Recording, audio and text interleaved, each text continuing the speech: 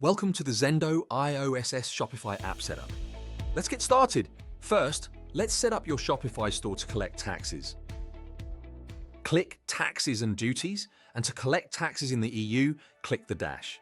Scroll down to Collect on Orders to the EU IOSS, and you will click on Collect Import VAT.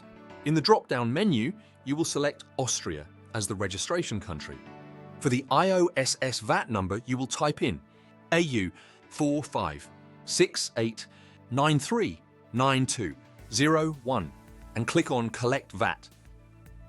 You will see Collecting in green next to European Union. Scroll up to click back and you'll see your store can now collect taxes. You're ready for the next step. Installing Xendo's IOSS app. In the Shopify App Store, you will search for Xendo, and once you find it, then you will click on Install.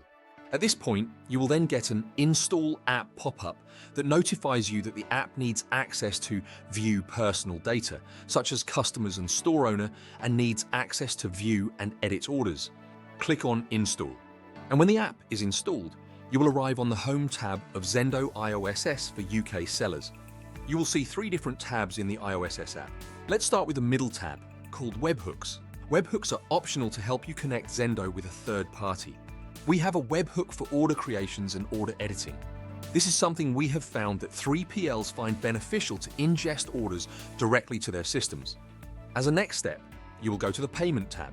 This is for the IOSS VAT deposit. The minimum deposit is £500. Once you've entered your deposit, click on Make Deposit. And to finish your setup, you will return to the Home tab. This final step is to enable Xendo's IOSS app.